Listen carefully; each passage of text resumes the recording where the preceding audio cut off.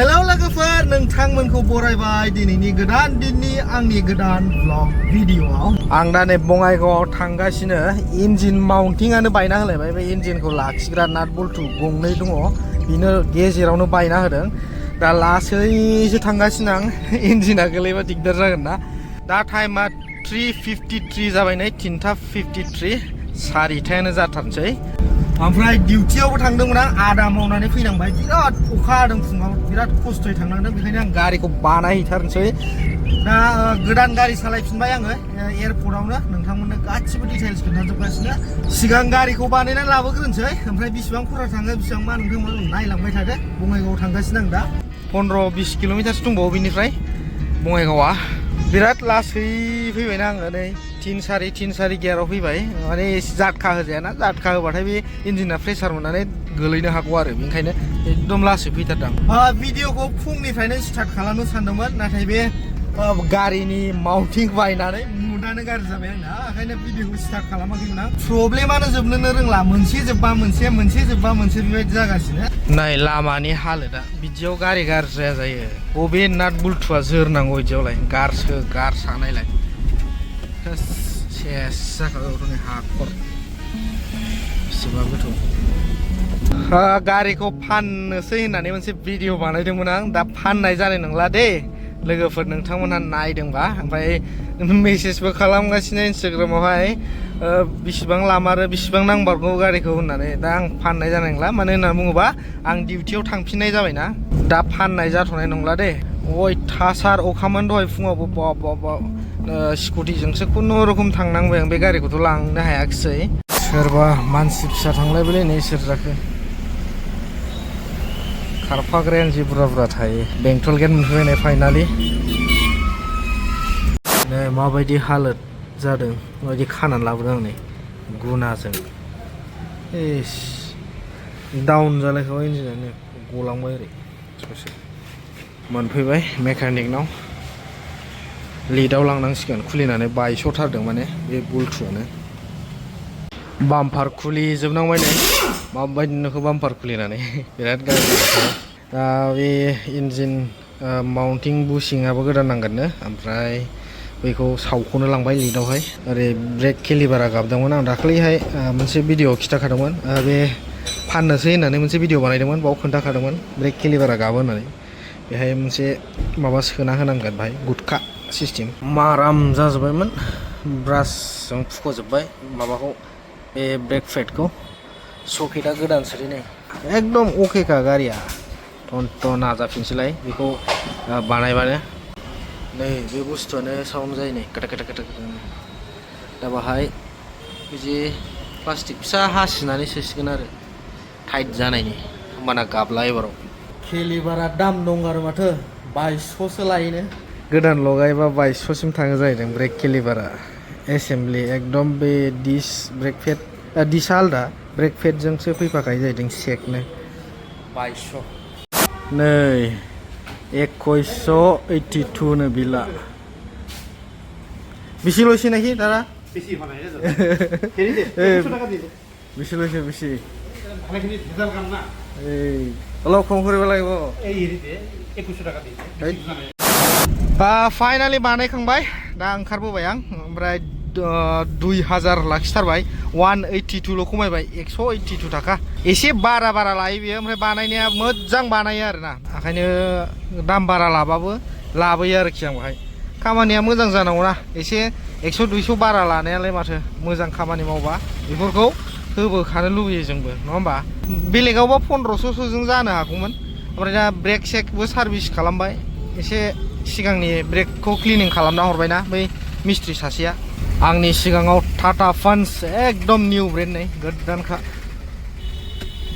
दासो बख'नानै लाबोदों ब्रेक केलिभारा गाबाखसै बरिया नांबाय एबारावसो सालायनो गारिखौ नङाबा ख्र' गाबोमोन बे केलिभारा गुदखा लागायबाय हेलो गाइस दिनै नेक्स्ट दिन आं बेंटलाव फैदोंमोन आं दा बेंटलनिफ्राय थांफिनगासिनो गारिया बरिया जाबायना सालायनो एकदम साउन्ड गैला आरो सिगांहाय नयस हाखर फिसाबाथाय क्रुक गाबोमोन बोरैबा खोनाखायोमोन आरो ओमफ्राय बानायनोबो टाइमबो गैया बिदि जानानै बानायनोबो मोनाखैमोन ओमफ्राय दा बरिया जाबाय जेबो साउन्ड गैला आरो हाखरावबो नै सिरि सिरि खारसै गारिया बेफोर एसे बे डेशबर्डफोरा गाबो सिङावहाय फुराना गारि दा बेफोर अबेबा बे नाटफोरा लुज जानानै दङ बेखौ टाइट खालामबा बेबो गाबनाय नङा आरो मोजां जाबाय एबाराव गारिया दासो मोजां नांदों सलायनो नङाबा सिगां आयो बोरैबा द्रे मोनथारसैमोन ग्रुग्रुग गाग्रानो लामाफ्रा नै नायजालालै जोंनि साइडआव बे दैलाङाव सेस जाजोबसिगोन बे एबाराव इन्जिनाबो भाइब्रेसन बारा जायाखिसै बे माउन्टिं बुशिंखौ गोदान लगायबायना बुशिं लगायनायावबो एसे थांबाय मैया ओंखायनो खरसाया बारा थांनाय जादों 580 ना बेसेबांबामोन बुशिंनि दामा गोदान गारिनाबो बेबायदि खारा नै एलाउटमेन्टआ बरिया खालै दाबो स्टारिं हमालासिनो एकदम बोख्लेंखाया आरो स्टारिंआ खायलें खुइलें गारि गोदानानो बोख्लेंलाबायो सोरनाबाथ' hello guys good morning from Bhutan yes finally आं दा खामानियाव फैबाय दा दिनै नेक्स्ट डेआव 22 जुन दिनै 22 तारिख ओमफ्राय दा खामानियाव दंफैयो खामानिया जायाखै नै ओरैनो जिरायगासिनो मेसिनफ्राबो दंगासिनो मानो होननानै बुङोबा खुवा बिराद खुदों गावजों गाव नुलाया नै सिनायलाया बिनि थाखायनो गारिया ओरैनो थाद'जोबनानै दं आरोखि ओमफ्राय देखायनि नोंथांमोननो गारिखौ माबायदि आरो मा गारि दे आं स्टोरी होबाय थाखादों इन्स्टाग्रामावहाय नोंथांमोना फल' खालामाखैबा फल' खालामदो इन्स्टाग्रामाव आपडेट मोनबाय थागोन ओमफ्राय नैबेहाय नै आंना ब्लग सोलिगासिनो आंनि ब्लग नायदोंमोन आं चेक खालामदों फुराना ब्लगफोरखौ जों सरलपारायाव केम्पिं थाहैनायफोरखौ नायगासिनोमोन आरोखि आं नै टाइम पास माथो खालामनो देखायनि बिदिब्ला नोंथांमोननो गारिखौ बायह्रानिफ्राय नैबेनो गारिया आइसार प्र दानि गोदान 6028 XPT ओमफ्राय 300 हर्स पावर एम बुस्टार दानि गोदान आइसार बियो फुल अपसन फुल AC दं आरो ओमफ्राय नै आंनिया 22 नाम्बार नैबे मालिकनि नाम जाहैबाय खुवा KU हायरिं आरो 22 नाम्बार 24 दं गारिया गासै टायारफ्रा गोदाननि गोदानै सोलायाखै JK टायार मोनफादों उनजोंहाय नैबेबायदिनो हाब्रुआव खारनाय दा हाब्रुआव खाराबाथ' गोदान नुगौ हाब्रु नांग्लिजोबनाय हर सान खारो गारिया मोनाना आलदा सानना आलदा केटेलिटिक कनभार्टर नै BS6 नि BS4 आवबो दंखायोमोन बियो BS6 आव दस्रा होदेरबावबाय दा खामानि जायाखै नै खुवा खुनायखाय हाजो गोजौ सायावसो दंफैयो एकदम गावजों गाव सिनायलायनो नागिरा नै बेखायनो खामानि बन्द खालामथ'दों कम्पानिया सेफटि फार्स्ट नालाय ओरैनो नुहुरानो बेयाव गैयाबाबो 30थासो गारि दङ जेबो सिनायहरा नै नैबे खाथिनिखौल' सिनाय जाहैबाय ओमफ्राय सिङाव नै बिदि डेक'रेसन खालामदों नै केबिना बिराद मोजां बे गारिनिया दानिया नै उन्दुग्रा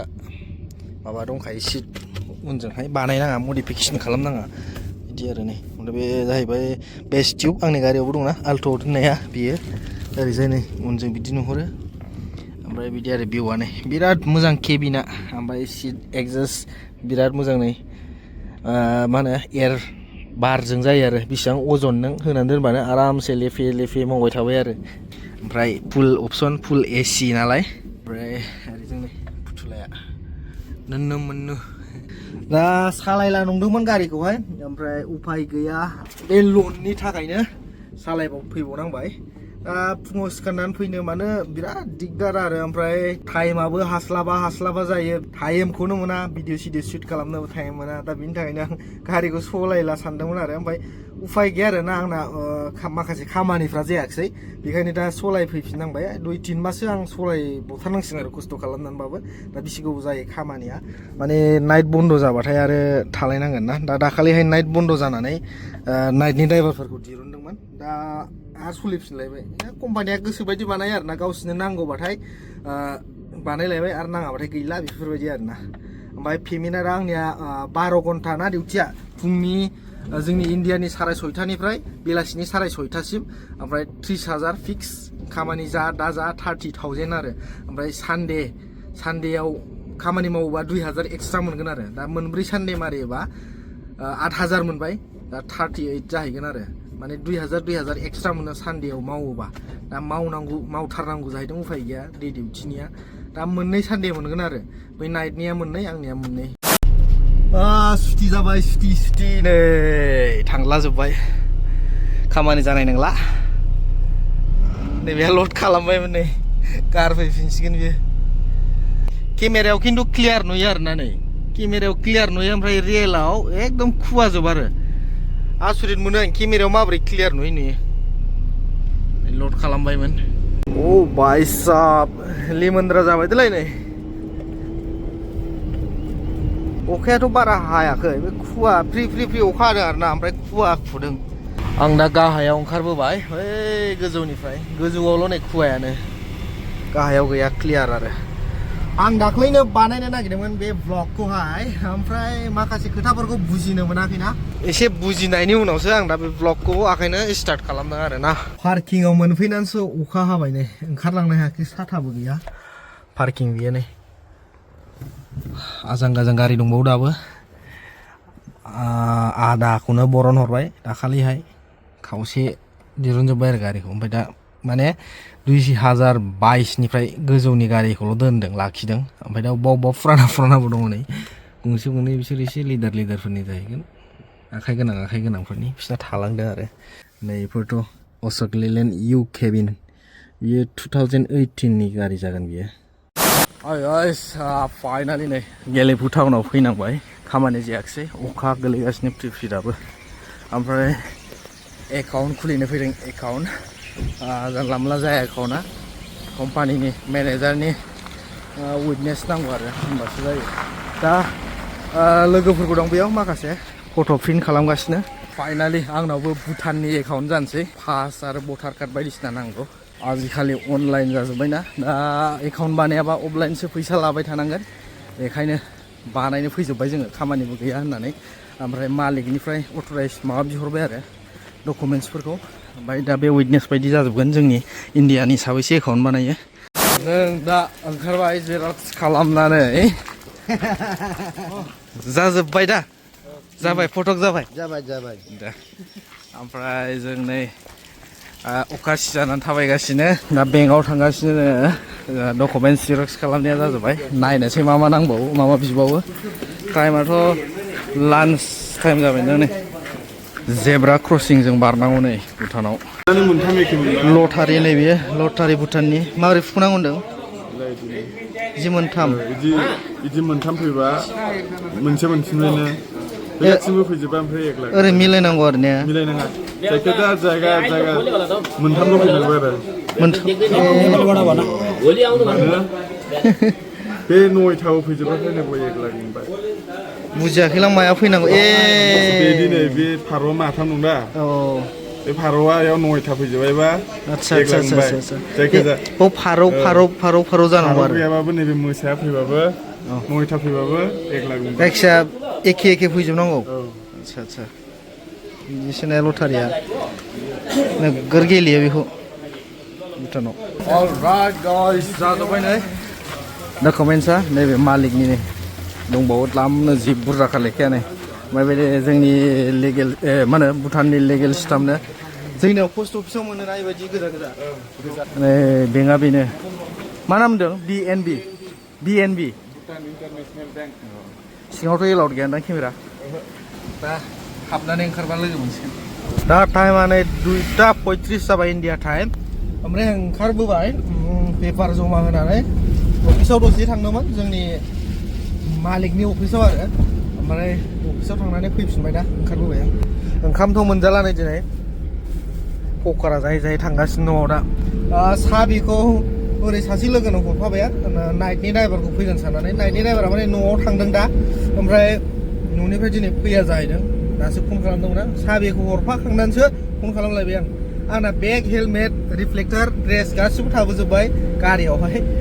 नैबाव चेक पस्ट नै बिराद स्ट्रिक खालामफैसै ओरैबो MBI माने थाफैयो हरनि 3टा 2टा गाहामाव थाफैयो आरो उनावथ' नाय साला उनाव गारि फैदों ना फैयाखै बेखौ खमसे खम मिररजों नायहरनांगौ ना डाइरेक्ट ओंखारना होयो सोरबा रानिंआव थांदोंबा बेबो सौबाय आरो कन्ट्रल खालामनो हायाबाथ' असाइस्टार बिराद गाज्रि बे बेबहारा उनजों नायहरगोर ओमफ्रायसो ओंखार आरो बिदि मेन लामायाव सोरबा इमारजेन्सि थांगोन सोरबा एम्बुलेन्स थांगोन सोरबा अफिसार मानसि गिदिर थांदों बिसोरथ' लास सालायाना एम्बुलेन्सफोरा सिबनांगौ जायो खर' सालायनांगौ जायो ओमफ्राय सौलायनाय जायो आरो बिदियावनो खेल खालामनांगौ गारि सालायबा जानला मोनला नङाना गावनि जिउखौल' साननानै जाया गुबुननि जिउखौबो साननांगौ जोंनाथ' दामि गारि जेबो जाया सानोदां बिसोरो दामि गारिफोरा फाइनालि न'आव मोनफैबाय दा ओमफ्राय टाइमा नै 3:35 जागुलायबाय ओमफ्राय दिनै आमथिसुवाबो ओमफ्राय बोराय सेंग्रा बल जोयै जाहैदों थांनानै नायनोसै आं दसे ओमफ्राय बे भिडिअखौ बावनो फोजोबनोसै आं नेक्स्ट भिडिअआव बे आइसार प्र'खौ फुल डिटेल्स रिभिउ लाबोगोन बेसेबां दाम लायो बेसेबां सीसी बेसेबां गियार गासिबो डिटेल्स लाबोगोन नोंथांमोनहा चेनेलखौ दासिमबो साबस्क्राइब खालामाखैबा साबस्क्राइब खालामबानो जाबाय स' बे भिडिअखौ बावनो फोजोबनोसै भिडिअखौ मोजां मोनदोंबा लाइक खालामनो दाबाव दे जय बर' हारिनि